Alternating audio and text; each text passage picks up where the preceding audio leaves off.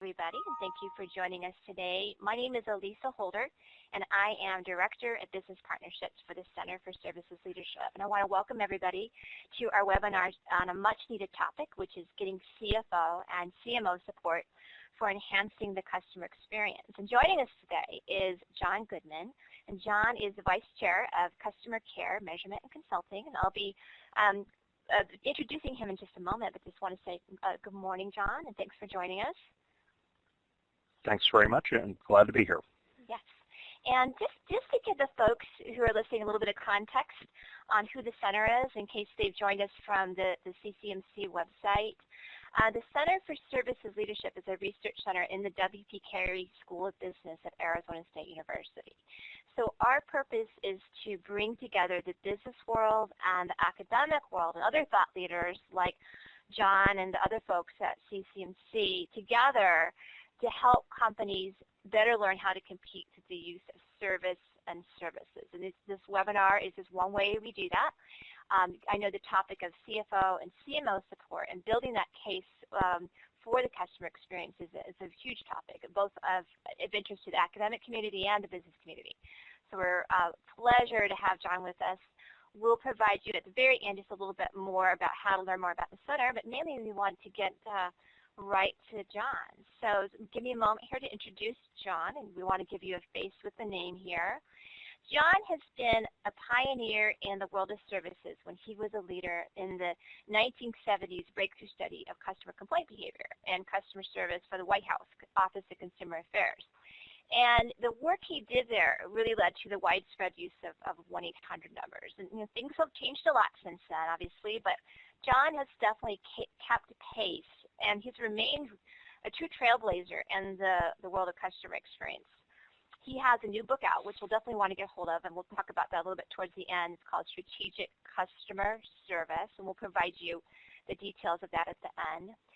John has worked with 40 of the Fortune 100 companies on voice of the customer type issues. In fact, John later this fall is going to be doing another webinar with us on the voice of the customer, and he'll be joining us at our annual symposium that we do each fall doing a voice of the customer topic at a breakout for us. So it'll be a great opportunity to take a deeper dive into that, the topic of voice of the customer. So with that, I'm going to go ahead and turn it over to John. Okay, great. Thanks very much. And the challenge that we have seen for service executives and experience executives is that customer service and call center operations really has evolved into the domain of customer experience. It's now end-to-end customer experience, which includes setting customer expectations all the way through the final billing. The challenge is, how do you get the resources necessary to really manage that? And the key to getting the resources is getting your CFO and CMO, and to a degree other people like HR and legal, to really buy into your business case. We're going to talk about what are some of the factors that lead to an effective business case, and one of the critical ones is to have a voice of the customer that the CFO believes in and accepts the findings of it. So we're going to talk a little bit about what are the factors leading to an effective voice of the customer. There'll be more of that on the next webinar. And then some new trends and approaches to really moving out of firefighting into a preventive mode. Now, our basic approach to customer satisfaction and customer experience is really very simple-minded. Ideally, you want to do the job right the first time. Much easier said than done, and when customers are befuddled or get into trouble, they need to be able to talk to you by whatever channel they choose, and so you have to have an access strategy that makes sure you are available and accessible whenever the customer is using your product or has questions. Then you have to have an effective contact management system, which is the traditional service area. And the problem we have with most service organizations is that they spend 98% of their time responding to the individual customer and less than 2% saying, why are we getting all these calls? And so we're also focusing very much on the contact center, and the service executive needs to focus on this feedback loop much more robustly than is being done at the moment. If you don't have that feedback loop, you've doomed yourself to forever being in a firefighting mode, and this is where we find most service operations. They're somewhat behind the curve and going from one disaster or fire to the next. Now, we're going to be building on 6 basic ideas out of the book that I wrote that was referred to, and each of these attack conventional wisdom at least a little bit, and in some cases a lot. The first one is, we find in most organizations, the assumption is if you have a dissatisfied customer, it's because Mary Lou, that frontline rep, must have done something wrong, and if we can identify who she is and have a public hanging, life will then be beautiful. We disagree with that. We think that almost all staff come to work desperately wanting to do a good job, and most dissatisfaction is caused by sales, products, processes, or even customers. We work with a well-known liquid bleach manufacturer, and they get not a complaint but a helpful suggestion once a month: why don't you make your bleach taste better? People actually brush their teeth with the bleach right out of the bottle because it does whiten your teeth. It also whitens your esophagus and not what it does for your breath. Secondly, it's much cheaper to give really great service than just good service. Now, most organizations, especially finance guys, look at the cost and say, well, it's more expensive. If you look at the revenue and word-of-mouth payoff of better service and quality, the payoff is 10 to 20 times the invested cost. Third issue is that people still are paramount in achieving high levels of satisfaction, but the 2 things that people are missing is they lack the flexibility and empowerment, and they lack clear, believable explanations as to why the company has the policies it has. We find in most cases if the customer is unhappy, it's not Mary Lou's fault, it's what you told Mary Lou to tell the customer that made the customer unhappy. That ain't her fault, that's your fault. Fourth, you want to use technology that customers will enjoy. Tom Peters actually did an interview with me a number of years ago entitled Push 1, Push 2, Push 3, Push Your Customer Over the Edge. Phone trees drive people nuts. But you can use technology to anticipate needs and deliver what I call psychic pizza, which is I ring your doorbell and say, here is the pizza you are about to order. If I can identify where you're going to need information, and I get that information to you before you even ask for it, I avoid the call and I dazzle your socks off. The 5th concept is sensibly creating remarkable delight. A lot of companies have the strategy of we want to continuously exceed customer expectations. We think that's a stupid idea because in many cases you have heroics being performed that then give very little payoff in the marketplace. Everyone talks about Nordstrom's taking back tires when they don't sell tires, and that did happen once, but that doesn't really make people systematically happy, and it costs a lot of money. So our suggestion is to identify cheap delighters. And then finally, you need to have an effective voice of the customer that doesn't just use surveys and complaints, but also draws on employee input and also on operations data, because in many cases you have data telling you what you're about to do to the customer that's going to create the dissatisfaction, so you know before the customer knows that they're going to have a problem. We recently did a survey of 160 customer experience executives, and we found that the vast majority of companies are looking in the rearview mirror using survey and complaint data. We find that only 25% are using operational data, and if you're not using the operational data, what we find is that only 25% use operational data, and they're not taking advantage of information that tells them exactly what they're doing to the customer. My favorite example is we had a Chicago bank where the executives had 10 complaints from customers saying, I didn't get my statement last month. Now, operations said, we got 1 million customers, what's the problem? So whenever I hear somebody hasn't received something, I then go to the mailroom and I ask the mailroom supervisor, do you ever get return statements? Oh yeah, truckloads every day. Do you know how many statements you got last month? And he picked out a piece of paper and said, yeah, last month we had 3,745 statements returned for bad address. So there's a guy in the basement who knew to three-place accuracy how many customers were having this problem, while people on the top of the building were looking at 10 complaints saying, do we have a problem or not? In many cases, the operational data will tell you exactly how big the problem is and will tell you in advance. Also, we found most organizations are not using social media, and most are also not using speech analytics, both of which are big opportunities. In that same survey, yes, ma'am. For the folks who don't work in voice of the customer routinely, can you give a definition of operational data? Yeah, okay. Operational data is really any data inside your operation that tells you how your processes are working. The example I always use is at Federal Express. They know 10 hours before you do that the package isn't going to arrive because it missed a flight in Memphis. So operational data is anything that describes where your processes have had a fault or a flaw or haven't worked perfectly. Okay, perfect. Thank you. Great. Going back to the survey, we then asked the customer experience executives, did your CFO or does your CFO buy into the business case that you make for a better customer experience? And we basically allowed people to say yes, somewhat, no. We then looked at the impact of the voice of the customer and that customer experience business case on actually getting things fixed. And the way we measured that was we said, to what degree do issues raised by the voice of the customer and customer experience get fixed in a timely manner?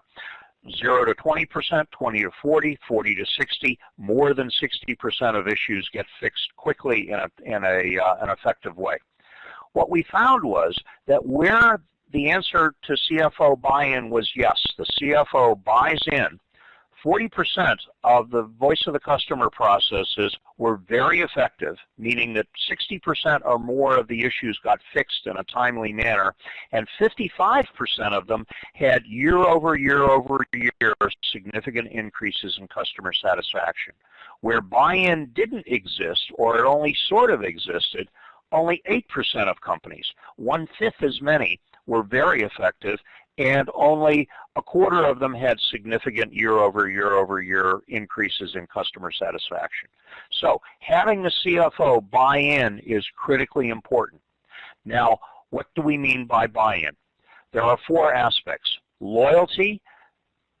Does the customer, is the customer retained? And for that, you need the value of the customer. And we'll talk later about that's not necessarily lifetime value. You need to have an understanding of the impact on margins, the impact on word of mouth, and word of mouse, which is a term that I coined for word of mouth on the web, and risk reduction, which is really what legal and regulatory and warranty are always worried about. And we'll talk about all these in more detail. The final thing that we looked at was, did the analysis of the customer experience really include an end-to-end view of the customer experience, and was this integrated into a single picture rather than 7 different reports standing side by side? Of the third of the companies that had an end-to-end view of the customer experience, they were more than twice as likely to have significant improvements in customer satisfaction than those who didn't integrate. So the 2 real things that we're focusing on is it's got to be an end-to-end integrated customer experience picture, and the CFO has to buy into it. Now, 3 other quick slides before we get into how do you get the CFO to buy in. The first is the basic tip of the iceberg, which is that when customers have problems, you're not hearing about all of them. What we find is that across all industries, 85% of customers who have a significant problem don't complain to anyone. About 15% will contact someone either at the 800 number or at the local distributor or to store, and only 1 to 2% will contact headquarters or an executive. So that says that for each one you hear about, each problem you hear about as an executive, there are 50 others out there that are either not reported at all or are being handled or mishandled by your front line. Now, that is what we call the multiplier, which is the ratio of complaints received to the number of problems in the marketplace. That ratio can easily vary from 1 to 20 to 1 to 200.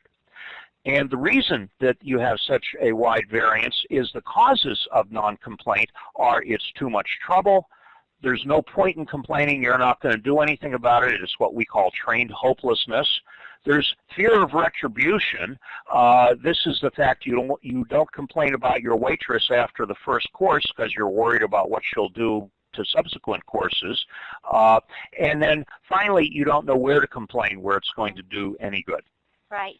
Yeah, John, I've got a question here on this one. Have you seen a difference between the B2C and B2B environments? I'm thinking in particular the B2B, people being more worried about retribution because there could be a very long-term, very involved relationship with their vendor or supplier. Is there a noticeable difference in these numbers when you look across the different platforms?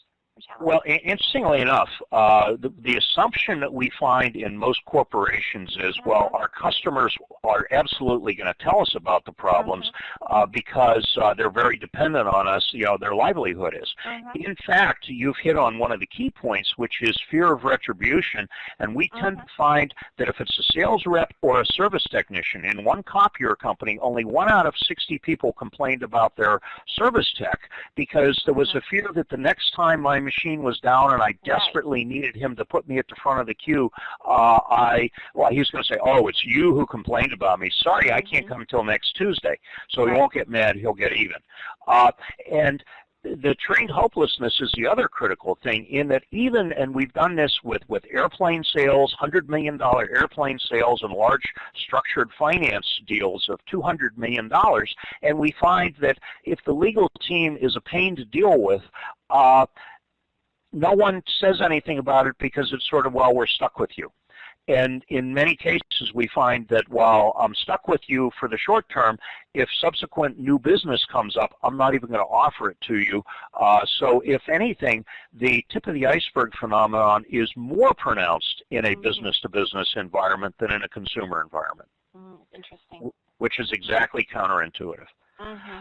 All right, now, we're also finding demographics affect complaining behavior, and 20-somethings very much mirror my daughter's approach to life. She's 28 years old, and if I send her an email, if I dial her cell phone and I leave her a message, she will then look at her cell phone, see that I called, hit send, and say, what do you want?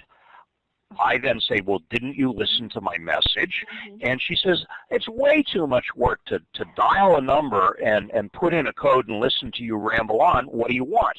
And so I described this behavior in my book, and I had 2 engineers from MIT who came to me and said, all 20-somethings behave like that, and we have a mobile app that deals with it, which basically is something called 45sec, where you touch a button, you dictate for 45 seconds, you touch it again, and using Google Where, it figures out where you are, who the owner is, and delivers the email in 3 minutes to that person. So basically, we're now finding that with mobile technology, people are expecting to not have to send emails or dial numbers. They just want to have a single touch and send it. This is an interesting app that you ought to at least take a look at. Now, to create the foundation to justify complaint handling and aggressive solicitation and an enhanced customer experience, you basically need to not only have surveys and customer contacts, which most people use, but the internal operations, process and quality measures, and employee input. If you have all that integrated into a single end-to-end unified picture, you're now in a position to effectively take on the role of Chief Customer Officer and manage the customer experience. Now, to get to CFO support, you basically have to understand how many customers are having problems, how many are telling you about those problems, and when they tell you, how many are actually satisfied and what the impact is on willingness to continue using you and word of mouth. This is an example from sort of a general consumer market where we found 30% of people had a problem, and here we've been very optimistic in the number of contactors. This was at all levels with an aggressive service system. 25% contacted, and 50% of those were satisfied. If they were satisfied, you notice that actually a higher percentage of people were loyal than if they'd had no problem whatsoever. If they were dissatisfied, loyalty dropped dramatically, and word of mouth went up very significantly, and this is negative word of mouth. But the biggest single opportunity, and the one we find really gets CFO's attention, is the fact that you're not hearing from the vast majority of customers, and they probably have had a 20 to 40% drop in loyalty. So the biggest damage that's being done is among the customers you're not even hearing about, and by the way, they're spreading a lot of negative word of mouth.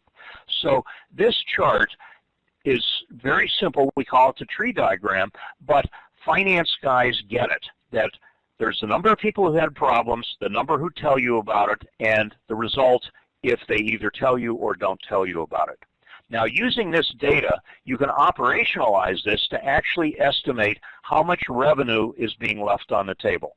Now, in this example, we have 200,000 customers who had problems, 25% complained, and again, that's a very optimistic number. In most cases, it's less than 10%, and for consumer packaged goods, it's probably less than 2%. But if they complain and are satisfied, 90% of them will continue purchasing. So you have a small number of customers in that category who probably won't come back. But if they're dissatisfied, a larger number won't come back. But the most important issue are the 75% who have not complained, and that far and away is the largest revenue hemorrhage. And again, this chart passes the Katie test. Katie was my 9-year-old daughter. She's now in her 20s. But the joke was that if she couldn't understand it at age 9, no CFO could understand it.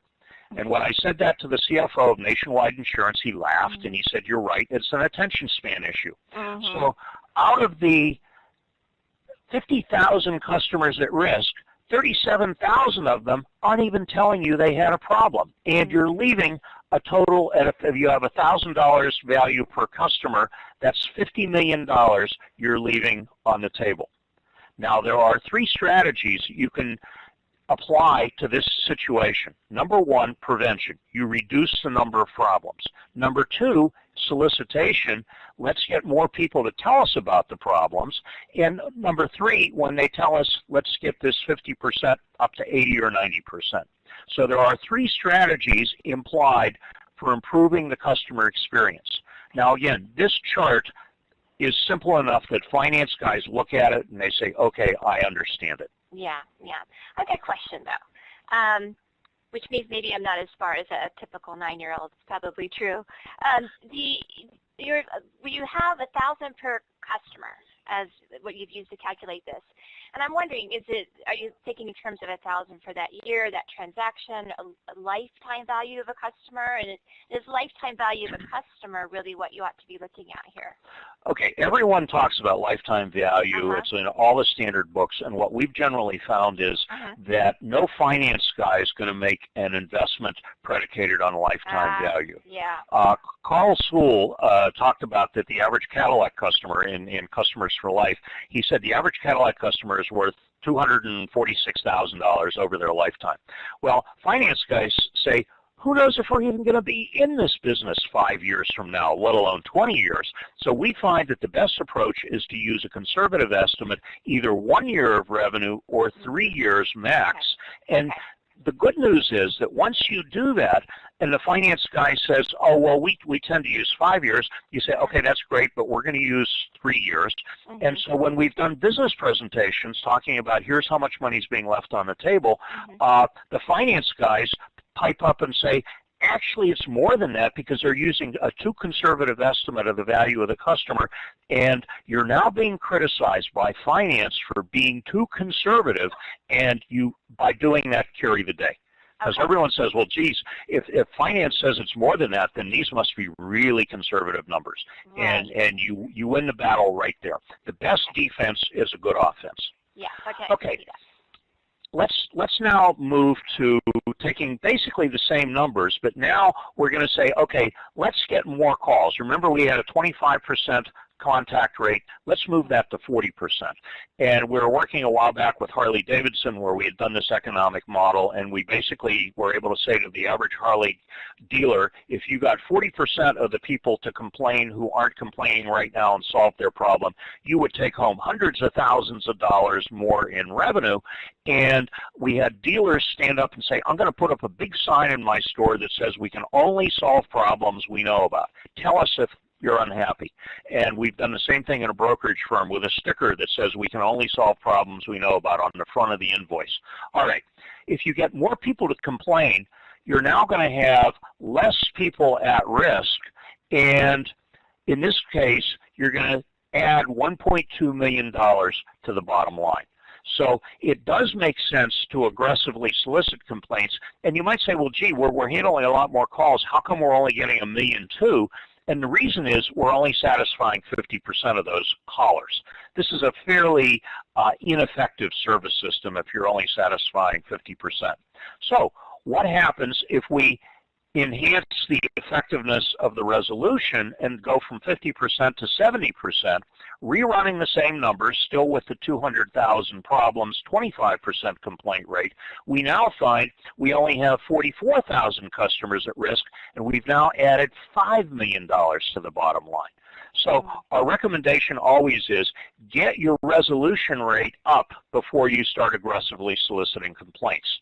But both of these are firefighting mode strategies, because the most effective strategy is let's prevent the problem before it ever takes place.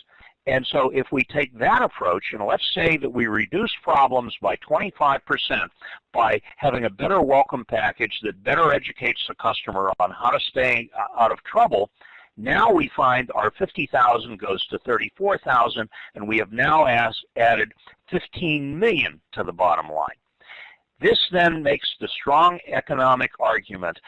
The best strategy is proactive prevention, which requires that the service executive or the customer experience executive be able to go outside of their department to the marketing people, the product design people, the warranty people, the dealer base, and to say, look, you're creating problems by not setting proper expectations or not by training the customer on how to use the product. If you invest $2 million in prevention, we're going to make $15 million more in revenue. So what we find is that you can appeal to greed of the marketing guys and the dealer base, and you can demonstrate to the CFO that, in fact, by preventing problems, you're not just going to save some warranty expense, you're going to add a huge amount of incremental money to the bottom line. One other interesting example, we were working with a motorcycle manufacturer, that a standard problem in the motorcycle industry is that everyone stores their bikes outside during the winter, and a bike outside in the winter, the battery is going to go dead. So you jump on your bike in mid-March, and on the first nice day, you want to go for a ride and you have a dead battery. So now you're angry, you go to the dealer. It will take 8 hours to recharge that battery. The customer doesn't want to take the time for that. So the dealer says, okay, I'll declare this battery to be defective, which it's not, and I'll give you a new battery. We'll charge the factory for it, and you can go on your way. So you have a mindset that, gee, the battery was defective, you have this extra warranty cost, you have an unhappy customer with a problem. The new approach is in February to send the customer an email saying, your battery is going to be dead because you're storing it outside. Go online, get a battery charger from us on our website for $50. Bring the battery in, get it all charged up so you're all set to go on the first nice day, and you make an extra $50 selling them the charger. You eliminate the problem, you eliminate the unhappy customer, and you eliminate the unnecessary warranty expense. So by proactively addressing the issue, you eliminate the problem and in fact make $50 more per customer. Now, in terms of really building an effective voice of the customer process, you have to integrate the different kinds of data. I talked about unified end-to-end. How does one unify the data? And we'll talk more about this in the next webinar. But very quickly, if you have 100 customers who have a baggage delay, we find less than 20% will complain, and they'll complain a whole bunch of different places. So if you're one of the service touch points, let's say you're the frequent flyer 800 number, you're only going to hear about 1% of those people. If you're in reservations, you might hear 4 complaints per 100. So the way one identifies what the multiplier is, you basically go to a random sample of your customers once, and you say, have you had any problems? What problems? Oh, you had delayed baggage. Did you contact anyone? Who did you contact? So by asking the question, did you have any problems? Did you complain? Who did you complain to? You can identify exactly where all of these complaints are going, and the fact that 80% of them aren't being articulated at all. Based on that, one more slide and then I'll open it for questions, is once you have identified what percentage of people go where, you can now say, okay, we had 6 complaints about baggage issues on our website. We know that 1% of people go there. That implies 600 instances in the marketplace. We had 14 calls to reservations. We know that about 4% of people go to reservations. That would imply 350 problems at Newark Airport last month. And we had 2 nasty emails to executives. 1 out of 500 writes a nasty email. That would imply 1,000 instances in the marketplace. So from 6 different touch points, we now have 6 different estimates of the instances in the marketplace. And the best approach is, this is dirty data, it doesn't fit together perfectly, is to average it and say, okay, based on 6 touch points and then extrapolating all of them to the marketplace, our best guess is that 550 people had baggage problems at Newark last month. Having a baggage problem does 25% damage to loyalty. The average customer is conservatively worth $2,000. So our 6 web hits, our 14 calls, and our 2 emails actually imply $300,000 in revenue damage per month. And we find that if you can articulate the monthly revenue damage of a problem, you then precipitate action, because if you can quantify the cost of inaction, the status quo, you precipitate action. Okay, question. You know, on this type of a complaint, is this a complaint beyond just getting the problem solved and getting their luggage? So there's 80% who don't complain, but so because most everybody who has that problem have to say something in order to get their luggage. So is this a complaint? Well, actually, what we find is the solving of the problem. No, actually what we find is that most people, when the luggage takes a long time to show up, don't go to the baggage agent. They just sit there and keep waiting for it. In other words, this is delayed baggage that ultimately shows up, as opposed to lost luggage where you have to go in and fill out the form. But think about the last time you had to sit there and wait for 45 minutes for your baggage to be delivered, or an hour. You were not a happy camper because you wanted to get on to wherever you were going. But almost no one ever says anything about that. And again, it's trained hopelessness. Now, so we've demonstrated how you can show the CFO the tremendous opportunity of prevention, solicitation of complaints, and improved handling of them. For the Chief Marketing Officer, there's another hot button. It's called word of mouth. And if you go to your CMO and say, is word of mouth important? Every CMO will say absolutely. The next question you should ask is, what percentage of our new customers come from word-of-mouth referrals? The lowest number we've ever heard is 20%, and in many companies, such as Harley-Davidson, Chick-fil-A, USAA, Cheesecake Factory, it's over 70%. So what one can then do is say, okay, right now we are having 10,000 customers a week are interacting with us, and we're satisfying or delighting 80% of them, and they're telling people good things. But if we have 20% who are dissatisfied, there's a good chance that the overall flow of word of mouth in the marketplace is negative. So even if you're not trying to manage word of mouth, the simple fact you're interacting with 10,000 customers is creating more than 20,000 instances of word of mouth, but the net could easily be negative.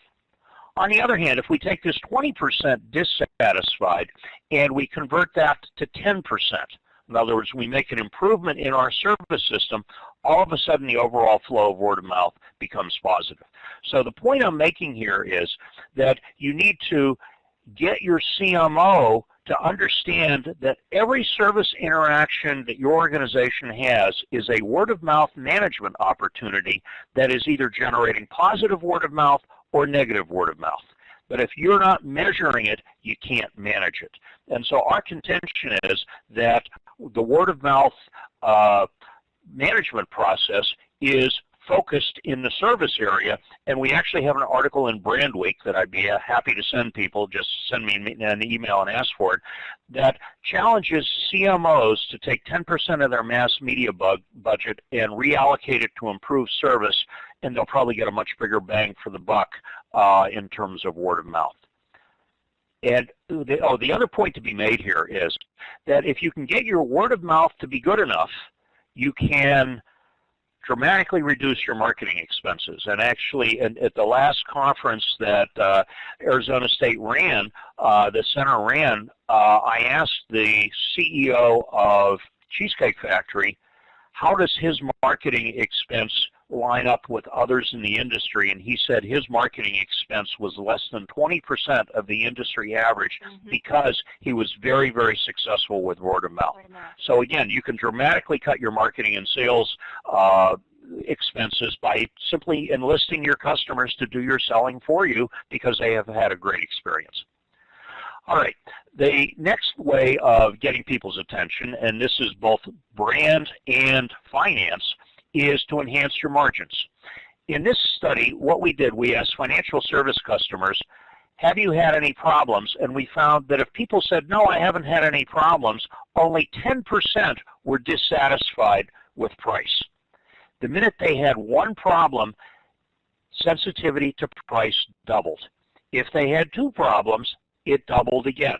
The basic point is that if you want to charge a premium price and be the high price spread, you better not have any problems. And this is something, again, finance, marketing, and brand look at this and say, ooh, if sensitivity to price goes up when people have problems, we need to be darn sure that they don't have problems.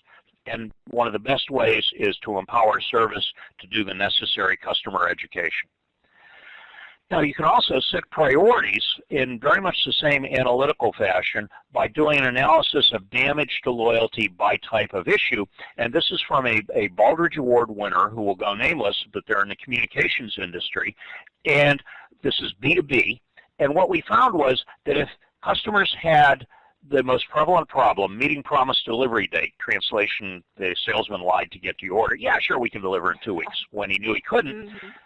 10% of those customers said, I will not buy from you again. This is bottom box on a 5-point scale, putting a total of 1.3% of the total marketplace, which in this case was $50 million at risk.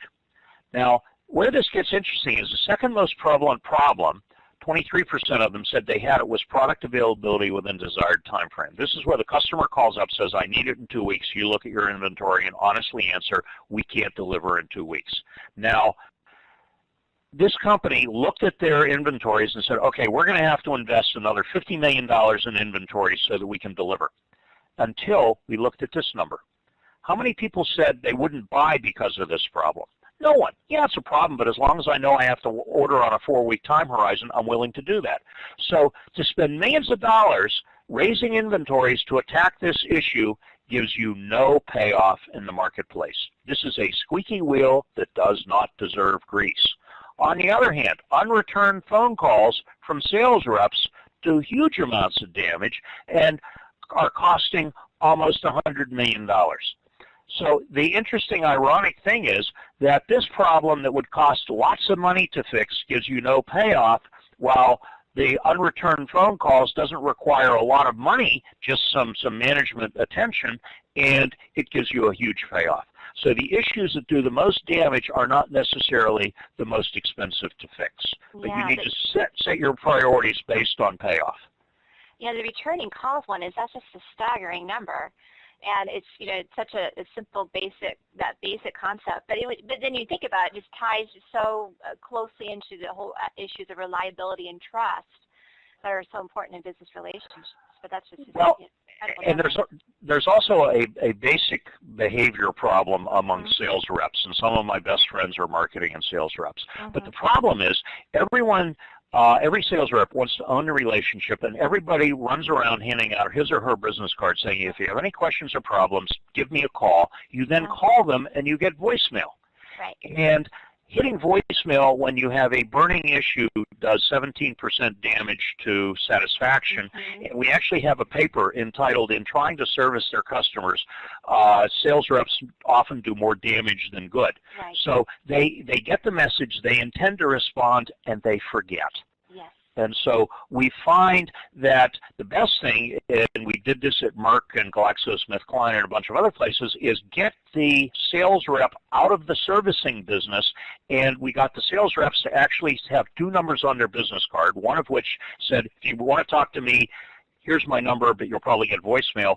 And if you have a burning issue, call the National Service Center. And by the way, they're available broader hours also. And we find that satisfaction went up 20 points almost instantaneously because you got the sales rep out of the servicing business.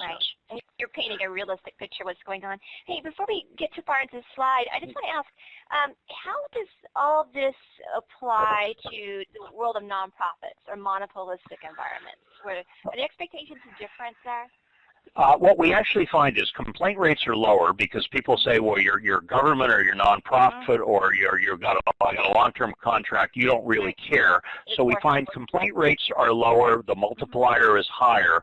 But in terms of impact on willingness to repurchase, while I may have a long-term contract with you, I simply won't offer you any new business that is available, and I will badmouth you to my associates, so when that contract comes to an end, you're going to have a hard time winning it again. And in the nonprofit environment, we actually have found that, for instance, for high-end donors, if they have a problem and if you can get them to ask you about it or complain, even if they're not satisfied with the answer, their willingness to donate more and refer other people as donors actually goes up. So it's the communication is critically important. People have such low expectations of nonprofits and government agencies that if you can just interact with them, their feelings about the organization are going to go up rather dramatically. Okay, one last area of opportunity is I talked about legal and compliance and government relations. What we have found is if you can show them a chart like this that basically says, hey, all our malpractice suits or our legal and government issues actually came from escalated complaints and problems that were not well handled. And gee, they were due to problems, and in many cases we could have warned the customer about that problem. What we find out is that the risk people say, gee, do you mean we'd reduce these numbers if we handled things better and eliminated a bunch of the problems? Yes, absolutely. And one other interesting behavior is that we have found in medical care environments that a lot of the complaints that are not reported to the hospital get reported to the primary care provider, and the woman will say, I had a bad experience with that mammogram, don't send me back to that MRI clinic again, and they will shift their referral behavior so you don't just lose one patient, you lose 50 patients or 100 patients, but you don't even know that there's a problem because they didn't complain to you, but they did complain to the person who referred them there. And we see the same thing in consumer retail channels also. All right. Last thing is delight. I talked much earlier about the fact that most organizations have goals of we want to continuously delight the customer. What we have found is that if the customer gets heroics, and this is Nordstrom's taking back tires when they don't sell tires, which actually did happen once, you get a 12 to 14 point top box lift in willingness to recommend.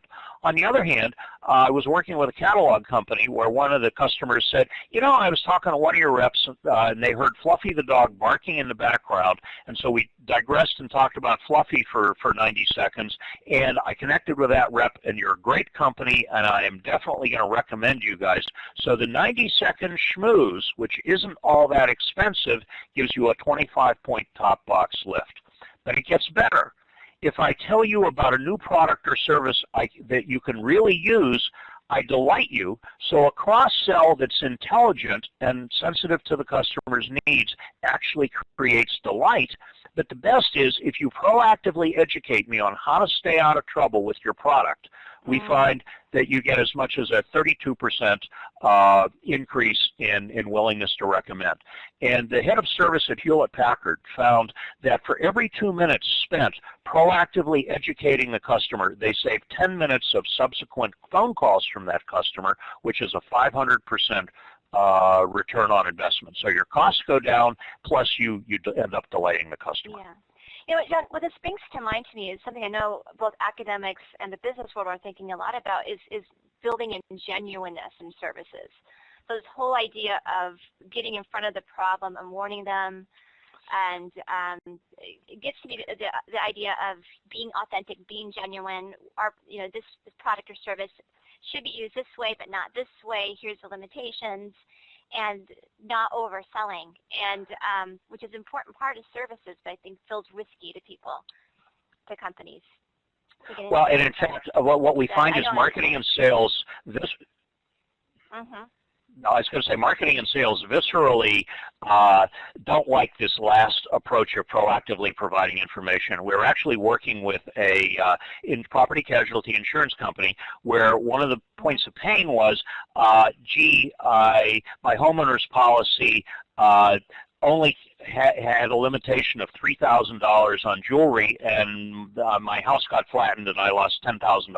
So our suggestion was, in the welcome letter, they say, welcome to the family. Your homeowner's policy only covers up to $3,000 worth of jewelry or guns. And sales said, well, we don't want to talk about the limitations. Well, the customer's reaction was, oh, well, I have more of that, so I guess I need a rider. And that'll be another $50. So the customer was more than willing to be educated and was willing to pay for the extra rider, so it became more money. Plus, if we didn't bring it to your attention and then we denied the claim, it's you slid it by me. You didn't warn me about this.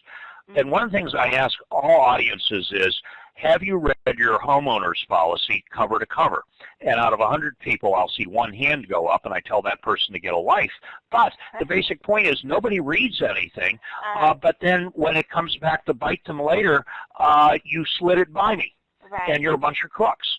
Right. And when presented to marketing that way, all of a sudden we find that marketing and sales says, okay, I'm willing to warn the customer about the top 3 problems.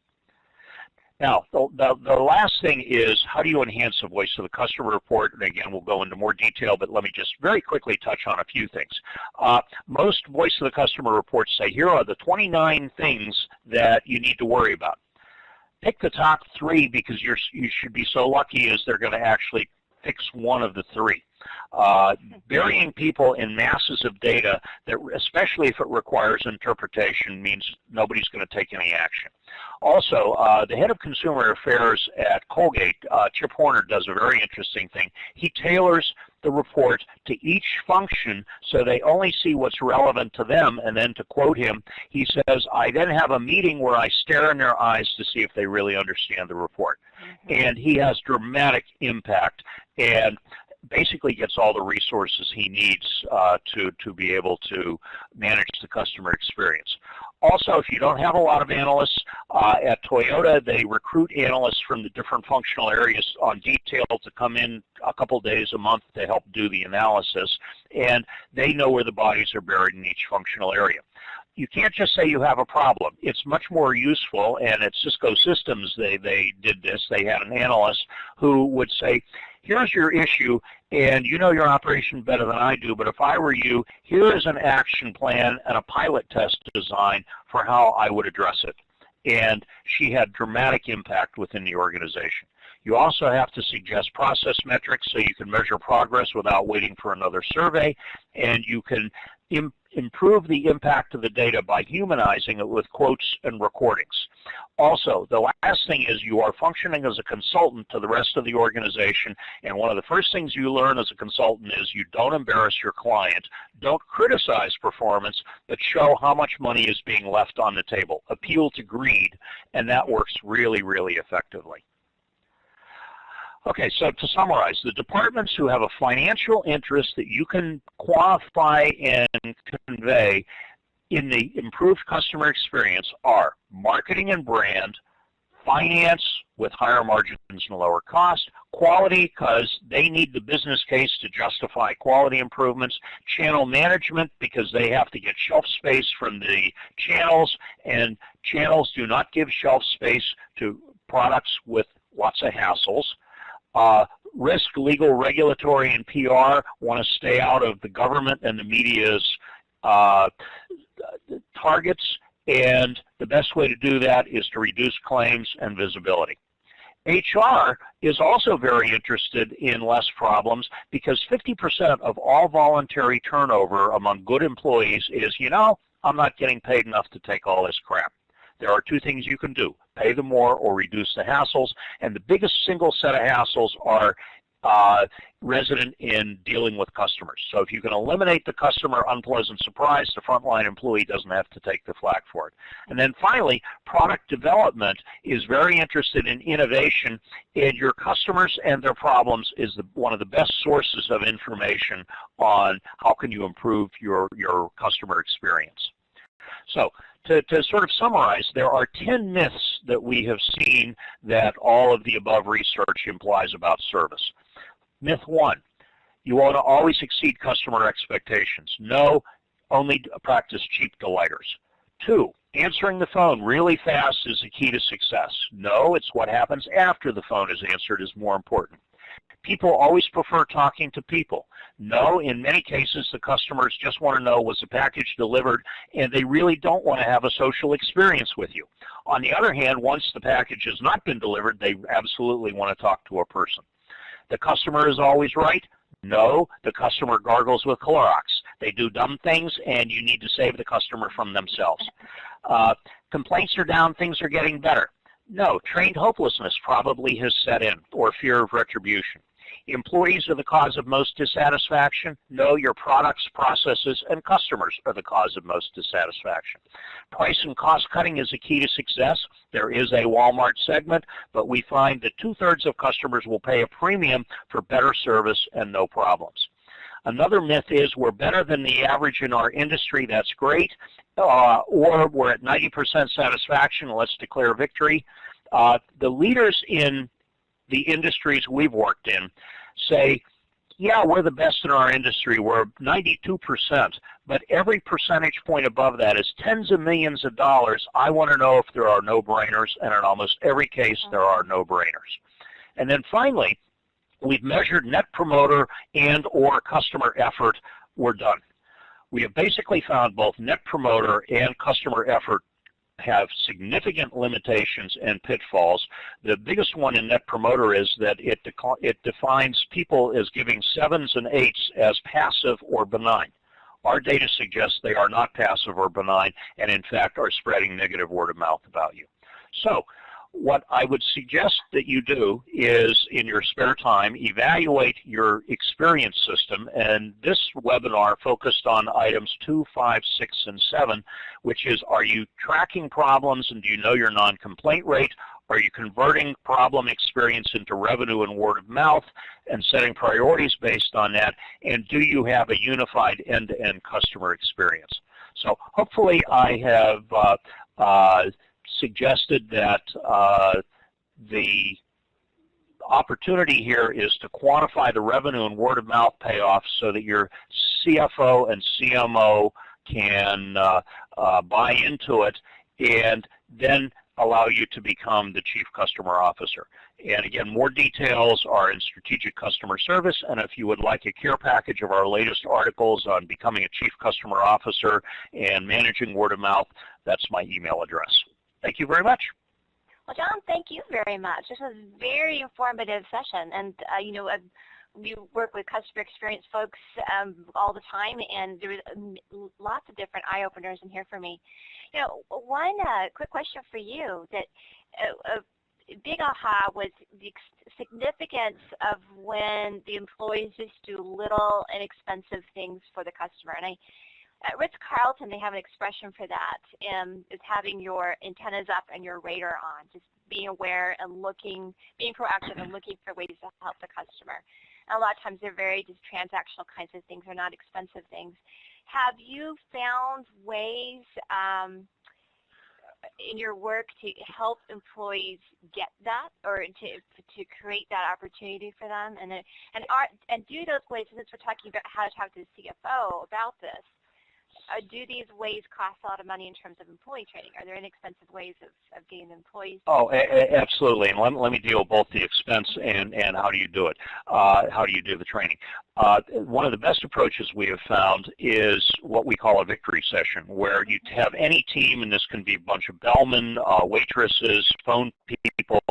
You go around every other week and you say, talk about the wackiest customer or the neatest thing that you did with a customer in the last 2 weeks. And 4 things happen. First, you get peer recognition for a job well done. Secondly, you get education. Here are the words I use to explain the warranty. Thirdly, you have empowerment, which is, oh, I didn't know we could do that. Gee, they're getting kudos for it, and you're giving people new ideas of where are their opportunities. But fourth, you create an informal incentive, which is the next time you get a really obnoxious customer or something that's uncomfortable, you think, wow, this is such a mess. It would be great to talk about next Thursday, but I can only talk about it if I successfully handle it. So it creates the incentive to go the extra mile. But in the process of doing that, you're empowering people and giving them an idea of the breadth of things that they can do. Now, those kind of interactions that you just talked about can take place during what I call dead time. And we were working at Walter Reed Hospital in Washington, and I was noticing that the person pushing the wounded warrior in a wheelchair, they'd push him and then they'd stand there and wait for the elevator, and you'd have dead space and dead time. And so our suggestion was, talk to the patient during that time while you're waiting for the elevator, and that's a place to create the emotional connection. It's very much like the schmoozing about Fluffy the dog that I talked about earlier. Or the last example is Chick-fil-A has now hired your grandmother to cruise the dining room, pouring sweet tea and saying, oh, would you like a few more fries? And her job description, this is their term, not mine, is to create microbursts of emotional connection. So we basically find you can create a measurable connection that gives you 10, 20, 30-point lifts in 20 to 45 seconds. That's fantastic, and that seems like something that can just move the needle for so many companies without a lot of not a lot of extra work, just developing that orientation in the employees and helping them see that as part of their role and their purpose within the organization. And that's something that just by asking the CFO, have you had any good service? Tell me about it. Have you been to Chick-fil-A recently? Did you have USAA as your insurance company? All of a sudden the CFOs will say, oh yeah, actually this happened to me, and then they get it. If you can tie the kind of experience management we're talking about back to their personal experience, they get it. And we've all had those experiences. Yes. Fantastic. Well, John, I think our time is up, and I just want to tell you again, thank you very much for your time and expertise. Oh, my pleasure. You've added so much to the kind of content we'd like to provide at the Center for Services Leadership, and we're looking forward greatly to taking a deeper dive into Voice of the Customer in the fall of 2013 and having you out at our symposium in November 6th through 8th here in Phoenix. I want to encourage everybody to get a hold of John's book right here, and it's going to be one that you're going to not want to miss. And to reach out to John. He's extremely responsive and an approachable person, so make sure you connect with him. And for those of you who want to learn more about Center for Services Leadership, just feel free to take a look at our website. This is just one of the ways that we connect with both the business community and the academic community. We've been doing webinars for quite a while now, so we've got a library of webinars to go take a look at, including 2 more that we've done with CCMC. We did some on social media, and another one on the customer rage study that they do. So you're going to want if you're interested in their work, you're going to want to go and download that webinar and take a listen. If you have feedback on this webinar or on other webinars you'd like to see us do, we love hearing from the folks who are listening. So please do reach out to us on the information we have right there. And with that, John, I just want to tell you thank you so much for your time, and thank you, everybody, for listening. Goodbye. Thank you.